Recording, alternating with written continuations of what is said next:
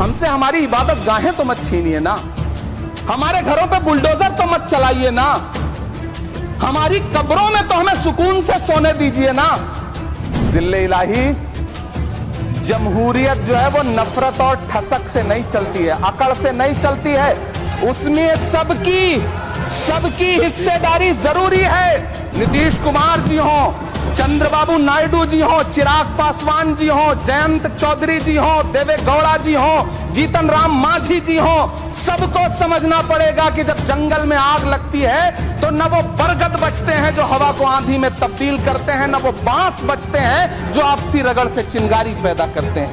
ये सरकार रात के 3 बजे तक पूरे देश को जगा करके संसद में अपने ही नागरिकों को नीचा दिखाने के लिए वक्फ बिल ला रही थी, तो उधर रात के 1:30 बजे अमेरिका हम पर 26% टैरिफ लगा रहा था।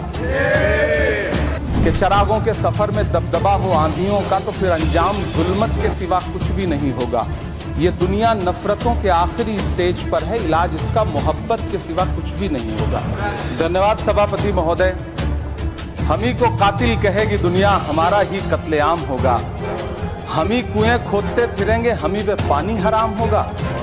सभापति महोदय, सन 1947 में दिल्ली की जामा मस्जिद की तारीखी सीढ़ियों पर खड़े होकर के भारत रत्न मौलाना अबुल कलाम आजाद साहब ने कहा था कि मुसलमानों कहां जा रहे हो, यह है तुम्हारा मुल्क, यहां तुम्हारे आबाओ अजदाद की कब्रें हैं।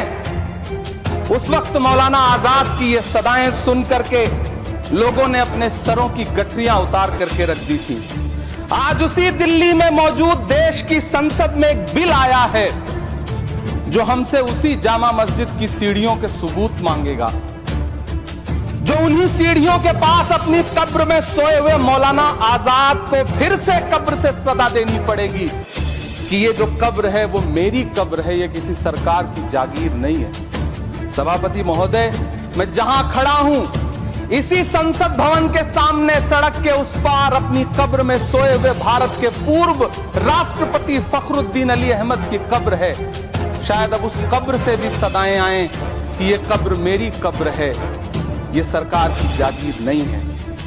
सभापति महोदय, मैं वक्फ कानूनों में किए जा रहे संविधान विरोधी बदलावों के खिलाफ बोलने के लिए खड़ा हुआ हूं। संविधान का आर्टिकल 14 हो, 29 हो, 30 हो, चीख कर कहता है कि देश में सब बराबर के हकदार हैं। आर्टिकल 26 कहता है कि सबको अपने अपने मजहबी कामों के लिए मंदिर, मस्जिद, गिरजाघर, गुरुद्वारों का निर्माण करने का हक है और उसका रखरखाव का भी हक है। लेकिन डॉक्टर बाबा साहब अंबेडकर के संविधान को हर दिन कुचलने वाली ये सरकार देश के मुसलमानों से नफरत में इतनी अंधी हो गई है कि खुलेआम देश की संसद में देश सरकार के माइनॉरिटी मिनिस्टर साहब और होम मिनिस्टर साहब झूठ बोलते हैं और देश को गुमराह करते हैं, असत्य बोलते हैं। सरकार ने इस बिल का नाम उम्मीद रखा है। मंत्री जी कल से इसे देश के मुसलमानों के लिए नई उम्मीद बता रहे हैं। नहीं मंत्री जी, न तो ये बिल मुसलमानों के लिए नई उम्मीद है और न ही उम्मीद की नई किरण। सभापति महोदय, भाजपा ने पूरे देश में वक्फ के नाम पर कई सारे झूठ फैलाए हैं। आइए आज उनकी सच्चाई पर बात करते हैं।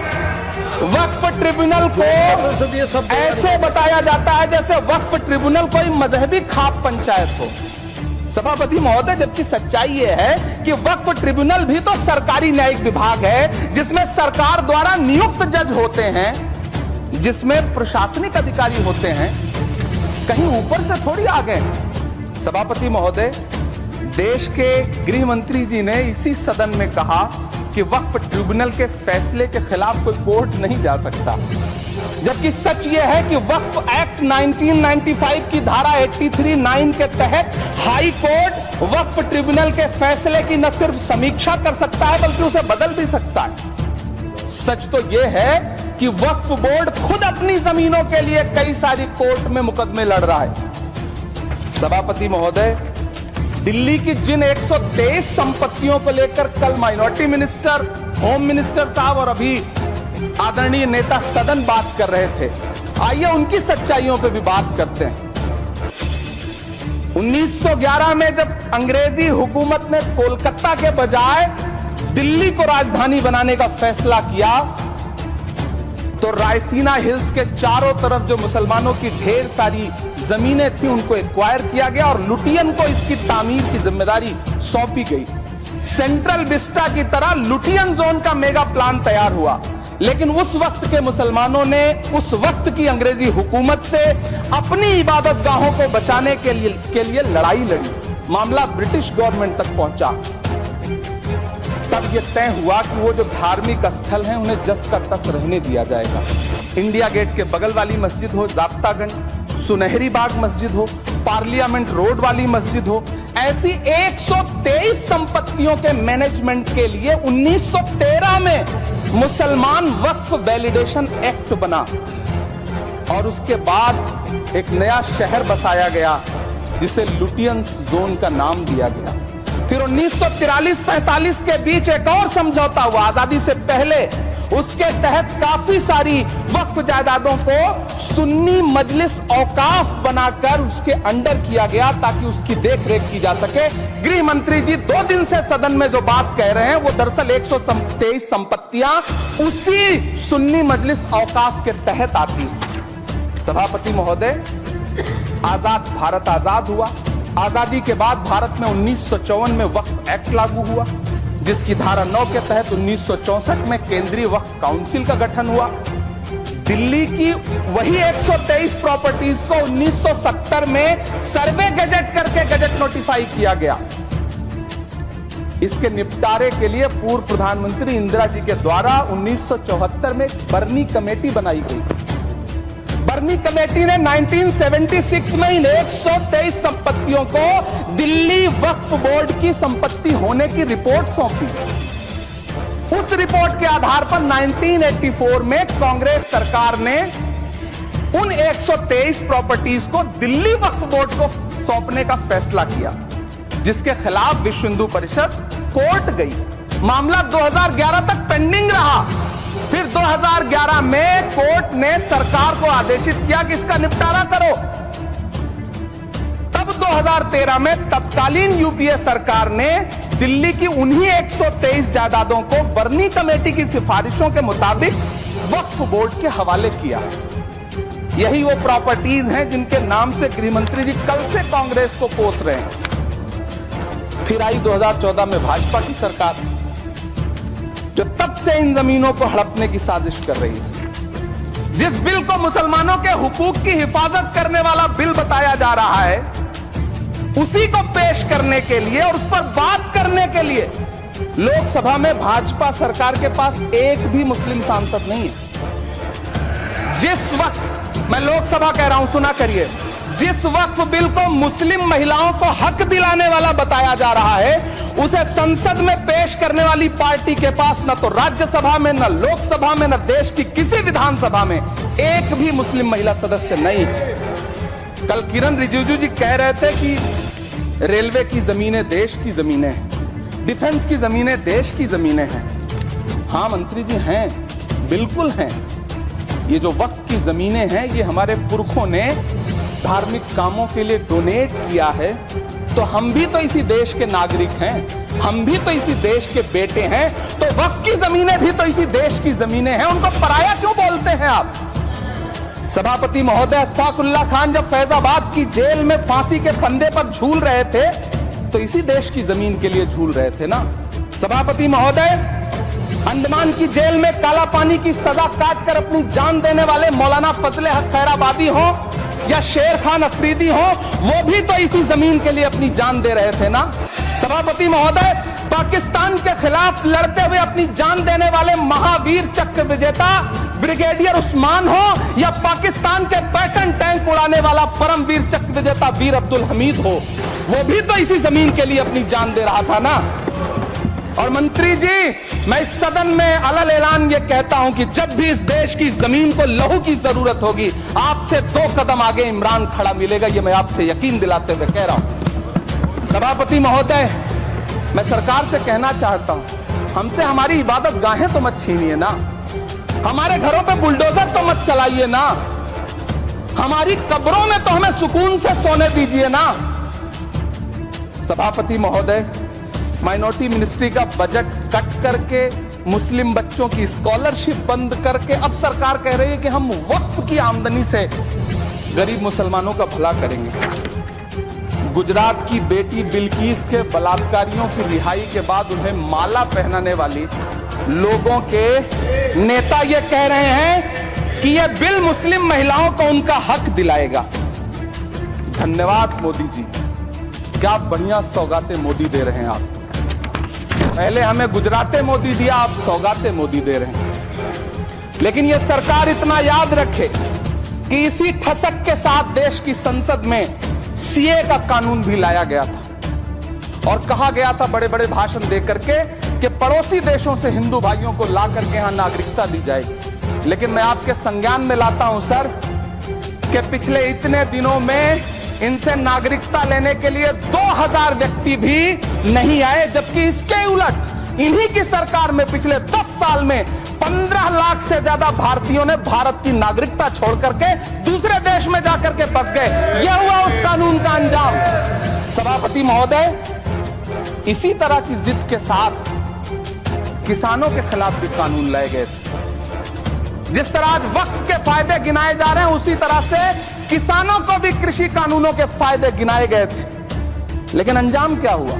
700 किसानों की शहादत लेने के बाद सरकार को अन्नदाता किसानों के सामने घुटने टेकने पड़े और कृषि कानून वापस लेने पड़े। जिल्ले इलाही, जमहूरियत जो है वो नफरत और ठसक से नहीं चलती है, अकड़ से नहीं चलती है। उसमें सबकी हिस्सेदारी जरूरी है। कल देश के माइनॉरिटी मिनिस्टर ने लोकसभा में खड़े होकर एक शेर सुनाया था कि मुझसे कोई बदगुमान न हो, तो मैं उन्हें एक शेर सुनाना चाहता हूं कि मैं आज जद पे हूं तो इतना खुशगुमान न हो। मैं आज जद पे हूं तो इतना खुशगुमान न हो। चिराग सबके बुझेंगे, हवा किसी की नहीं।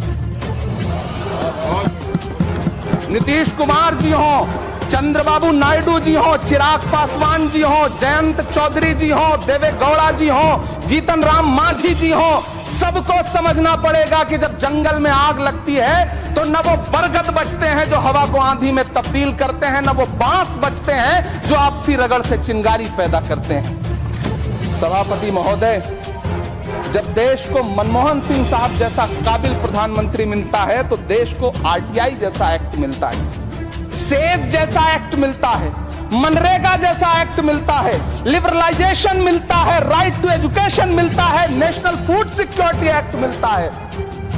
लेकिन जब देश को सौगातें मोदी मिलती है तो क्या मिलता है? सीए मिलता है, फॉर्म्स लॉ मिलता है, आर्टिकल 370 मिलता है, इलेक्टोरल बॉन्ड जैसा एक्ट मिलता है और वक्फ अमेंडमेंट एक्ट जैसे बिल देश को मिलते हैं। मुझे तो अपने हमवतन भाइयों से पूछना है कि आपको अपने बच्चों की तरक्की, खुशहाली और नौकरी की दरकार है या फिर मुसलमानों की दान की गई जमीनों को लूटकर धन्ना सेठों को देने की साजिश करने वाले कानून की? सभापति महोदय, यह सरकार रात के 3 बजे तक पूरे देश को जगा करके संसद में अपने ही नागरिकों को नीचा दिखाने के लिए वक्फ बिल ला रही थी, तो उधर रात के 1:30 बजे अमेरिका हम पर 26% टैरिफ लगा रहा था। सरकार की प्राथमिकताएं देश को पता। सभापति महोदय, मैं बहुत भावुक हूं आज और मुझे अच्छा लगा कि आदरणीय नेता सदन जगत प्रकाश नड्डा जी ने बहुत अच्छी बातें भी की, मन से बातें की। क्योंकि उनके नाम में प्रकाश जुड़ा है तो मैं उनमें हमेशा एक रोशनी की किरण देखता हूं। मैं उनके सामने बहुत अदब से ये बात कहना चाहता हूं कि चिरागों के सफर में दबदबा हो आंधियों का तो फिर अंजाम जुल्मत के सिवा कुछ भी नहीं होगा। ये दुनिया नफरतों के आखिरी स्टेज पर है, इलाज इसका मोहब्बत के सिवा कुछ भी नहीं होगा। मैं भावुक हूं, मेरी पलकें गीली हैं। अगर देश की एक बहुत बड़ी आबादी को लगता है कि आप उसका भला करने के लिए नहीं बल्कि उनकी इबादत गाहों, उनकी कब्रिस्तानों, उनकी खानकाहों को बर्बाद करने का बिल ला रहे हैं। तो फिर आप अगर समझाने में नाकामयाब रहे हैं तो यह आपकी नाकामयाबी है। पहले समझाइए, उसके बाद कोई बिल लेकर के आइए, तब शायद हम आपका इतनी पुरजोर तरीके से विरोध ना करें। लेकिन सभापति महोदय, मैं अंत में सिर्फ इतना कहना चाहता हूं कि इस बिल में जो भी पॉइंट्स दिए गए हैं, वामसी पोर्टल देख लीजिए, सरकार का झूठ आपको पकड़ में आ जाएगा। हम डरे नहीं हैं, हम सिर्फ सरकार से अपील कर रहे हैं कि हमें अपना समझिए। हम आपके अपने हैं, इस देश के नागरिक हैं और आप ताकत में हैं। संख्या बल के आधार पर बिल हो सकता है आप पास करा लें, लेकिन आपको यह बात समझनी पड़ेगी कि हम तो वो तारीख हैं, जहनों में रहना है जिसे, कागजी पुर्जे नहीं जो फाड़ डाले जाएंगे। जिस जमीन पर मैं खड़ा हूं ये मेरी पहचान है। आप आंधी हैं तो क्या मुझको उड़ा ले जाएंगे? आपको ये बात समझनी पड़ेगी। आपको अगर इतना विपक्ष की तरफ से पहले जेपीसी में इतने सारे पॉइंट्स आए और उसके बाद कल से लोकसभा में और राज्यसभा में सुझाव आप सुनने को तैयार नहीं है, लोगों की शंका को दूर करने के बारे में आप बिल्कुल सोच नहीं रहे, बस आप कह रहे हैं ये बिल उम्मीद की नई किरण है। नहीं साहब, इसे भले किरण जी लेके आए हैं, लेकिन ये उम्मीद की नहीं बल्कि नाउम्मीदी की किरण है। और इस देश की एक बहुत बड़ी आबादी इस बात से खदशे में है, शक में है कि आप सीधे उनकी जमीनों को लूट करके धन्ना सेठों को बेचना चाहते हैं। मेरी अब भी आपसे अपील है कि इस बिल को वापस लीजिए। यह बिल कहीं से आपके अपने नागरिकों के लिए अच्छा नहीं है। यह बिल सिर्फ इस देश के मुसलमानों को नीचा दिखाने का और अपने एक ऐसे मतदाता वर्ग को खुश करने का बिल है जिनको इस बिल के पास हो जाने से कुछ मिलेगा भी नहीं। लेकिन आप एक नैरेटिव देना चाहते हैं, एक मैसेज देना चाहते हैं। मेरी